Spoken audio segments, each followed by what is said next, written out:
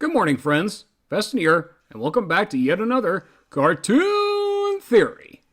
Now, for you Peanuts and Snoopy fans out there, today's question is, what was with the World of Snoopy books? For anyone wondering, I'll give you a brief run-through.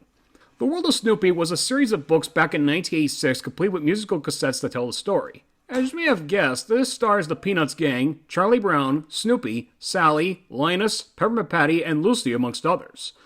The book and the Snoopy doll that was made with it was created by the same company who created Teddy Ruxpin, which I'm pretty sure doesn't please people like Doug Walker.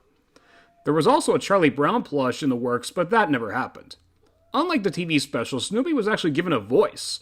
In the cassettes and books, he was voiced by Cam Clark, who later went on to voice Leonardo on Teenage Mutant Ninja Turtles and Emily Elizabeth's dad and Mac in Clifford the Big Red Dog.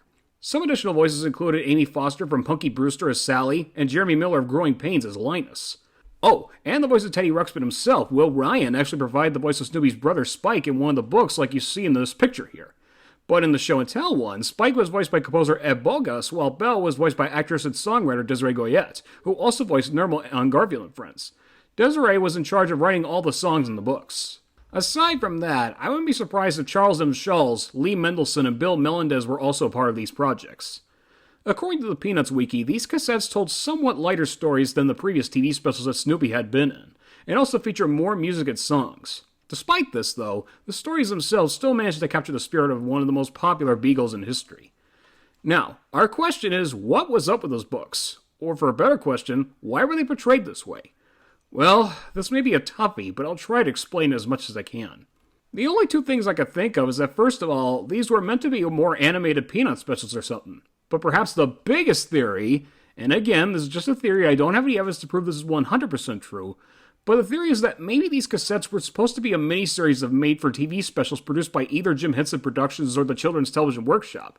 Because as I've stated in my Flash Beagle video, most of the songs in that special felt like something out of Sesame Street. I can already picture it. Kermit the Frog would be the host of these programs and introduce Snoopy and his friends, and the Mupp performers would lip-sync to the characters' voices to match whoever would be doing the puppetry for each of the characters. The puppeteers wouldn't do any background voices unless they were Frank Oz, Jerry Nelson, or Karen Prell or something. You know, it would have been fun if that was the case, but I know that neither Sesame Street nor Jim Henson ever worked with the Peanuts. It would have been fun if they did that, though. So, if you're interested in the World of Snoopy audio cassette stories, a playlist is below in the description. While you listen, you just have to picture what images come to your head. But anyways, thanks for listening. I'm excited to hear what you guys think, especially you two guys, Arthur Engine and Zach Wolf. Adios, amigos!